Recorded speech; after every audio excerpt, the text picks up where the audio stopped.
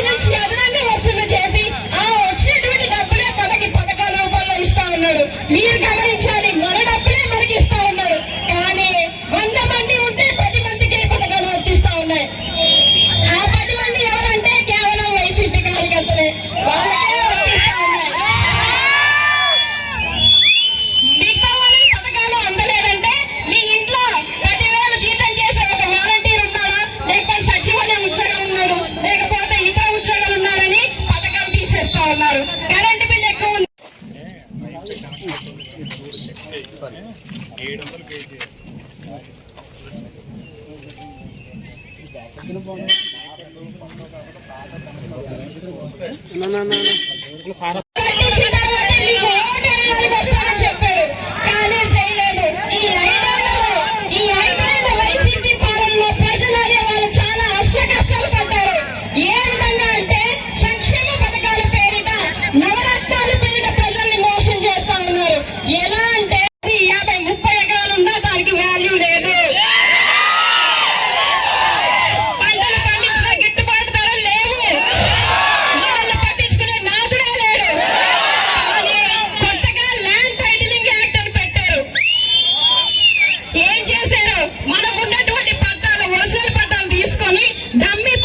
ఇచ్చి ఆ పట్టాల మీద కూడా దరిద్ర మొహం పెట్టుకొని పట్టాలు అందజేస్తా ఉన్నారు.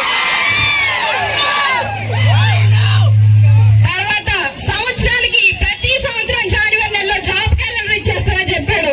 5 సంవత్సరాలు ఒక్క సంవత్సరం ఇచ్చాడా? యువతను మోసం చేశాడు. ఉద్యోగ అవకాశాలు అనేవి లేవు. చదువుకున్న నిరుద్యోగులు చేసి వారికి కూలి పనికే వారిని కూలి పని చేసుకునే వాళ్ళగా చేసేసాడు. యువత పాడైపోవడానికి ప్రధాన కారణం ఈ జగన్మోహన్ రెడ్డి. ఎలా అంటే డ్రగ్స్, మైనింగ్, మాఫియా ఇలా మన రాష్ట్రాన్ని నానా రకాలుగా దోచుకుంటా ఉన్నాడు. రాష్ట్రంలో ఈ జగన్మోహన్ రెడ్డి అంటే మన ప్రాంతంలో ఈ ఎమ్మెల్సీ అనంతబాబు ఒక సామాన్య మహిళకి ఇచ్చాడు. ఈ మహిళ అమ్మో ఈ ప్రాంతంలో గెలిచేస్తారేమో అనే భయానికి ఒక పూట కప్పులు చెప్తా ఉన్నాడు.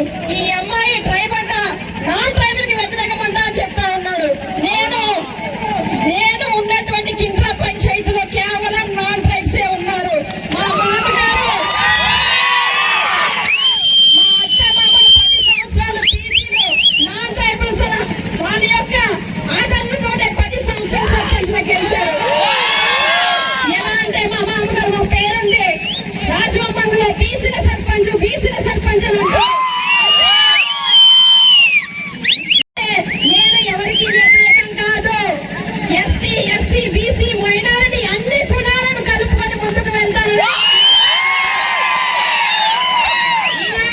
ఇలాంటి బూటకప్పు మాటలకు ఎవరు నమ్మొద్దండి. అంతేకాదు పోలవరం మనకి 7 మండలాలు ఉన్నటువంటి సమస్యలు ఒకటైతే పైన 4 మండలాల సమస్యలు చాలా వేరు. పోలవరం అనేది పూర్తి చేయలేదు. ప్రతిసారి వరదలు రావడం, ప్రాంతం మునిగిపోవడం, వాళ్ళు కొండలు పట్టుకోవడం, మళ్ళీ సంపాదించిన డబ్బంటే మళ్ళీ ఆ ఇల్లులు కట్టుకోవడం, పంట పోయిన దాన్ని మళ్ళీ బాగు చేసుకోవడం, ఇదే పరిస్థితి. కానీ వాళ్ళని పట్టించుకునే నాదే లేడు. మీడియా మిత్రులందరికీ నమస్కారం అండి. ఈరోజు రంపచోడవరం నియోజకవర్గ ఉమ్మడి ఎమ్మెల్యే అభ్యర్థిగా ప్రియాల శిరీషాదేవి అని నేను నామినేషన్ వేయడం కోసం సబ్ కలెక్టర్ ఆఫీస్కి రావడం జరిగింది. ప్రస్తుతం రాష్ట్రంలో జరుగుతున్నటువంటి అరాచక పాలనకు, జగన్మోహన్ రెడ్డి అరాచక పాలనకు చరమగీతం పాడడానికి ఒక శాసనసభ్యురాలుగా నేను నామినేషన్ వేయడం జరిగింది. రాబోయే ఎన్నికల్లో ఖచ్చితంగా రాష్ట్రంలో మన చంద్రబాబు నాయుడు గారు గెలవబోతా ఉన్నారు. రాష్ట్రానికి రాబోయే రోజుల్లో మంచి రోజులు రాబోతా ఉన్నాయి. ఈ రాక్షస పాలన నుంచి ప్రజలు విముక్తి కలగడానికి ఎప్పుడా అని ఎదురు చూస్తా ఉన్నారు. కాబట్టి ప్రజలు ఎవరు కూడా అధైర్యపడాల్సిన అవసరం లేదు. వచ్చే నెలలో 13వ తారీఖున జరిగేటువంటి ఎన్నికల్లో ప్రతి ఒక్క ఓటు కలిగినటువంటి ప్రతి ఒక్క అభ్యర్థి కూడా ఈ జగన్మోహన్ రెడ్డి ప్రభుత్వానికి బుద్ధి చెప్పడానికి సిద్ధంగా ఉన్నారు. ఆ విధంగానే ఈ రోజు నామినేషన్ ప్రక్రియలో మా రంపచోడవరం నియోజకవర్గ ప్రజలందరూ కూడా భారీ ఎత్తున తరలి రావడం జరిగింది. మాకు మద్దతుగా ఈ ప్రస్తుతం రాష్ట్రంలోనే కాదు ఈ రంపచోడవరం నియోజకవర్గంలో కూడా ఒక రాక్షసుడు పరిపాలిస్తా ఉన్నాడు, ప్రాంతాన్ని దోచుకు తింటా ఉన్నాడు. వాడికి బుద్ధి చెప్పడం కోసం మాకు అండగా నిలిచారు ప్రజలందరూ కూడా. కాబట్టి ఈ సందర్భంగా నేను ఒకటే తెలియజేస్తా ఉన్నాను, రాష్ట్రంలోనూ అదేవిధంగా రంపచోడవరం నియోజకవర్గంలోనూ ఖచ్చితంగా తెలుగుదేశం జెండా ఎగరబోతా ఉన్నాము. ప్రజల వద్దకే ప్రజల యొక్క ప్రజాస్వామ్య ప్రభుత్వం త్వరలో రాబోతా ఉందని కూడా ఈ సందర్భంగా తెలియజేస్తా ఉన్నాను. కాబట్టి ప్రజల వారు కూడా అధైర్యపడాల్సినటువంటి అవసరం లేదు. ప్రజలందరికీ కూడా నేను తోడుగా ఉన్నాను. నా ఏజెన్సీ ప్రాంతంలో ఉన్నటువంటి గిరిజనులకు, గిరిజనేతలకు ప్రతి ఒక్క వారి సమస్యలన్నింటిపై కూడా నేను ఒక బిడ్డలాగా, ఒక అక్కలాగా, ఒక చెల్లిలాగా వారికి దండదండలుగా ఉంటానని హామీ ఇవ్వడం కూడా జరిగింది. ఈ సందర్భంగా ఈ నామినేషన్ ప్రక్రియలో ప్రజలందరి నుంచి కూడా మంచి స్పందన అనేది వస్తా ఉంది. కాబట్టి ఎటువంటి డోకయే లేదు. రాబోయే రోజుల్లో రంపచోడవరం నియోజకవర్గంలో ఖచ్చితంగా తెలుగుదేశం జెండా ఎగరవేయబోతున్నామని ఈ సందర్భంగా సమన్వయంగా మేము అందరికీ కూడా తెలియజేస్తా ఉన్నాను.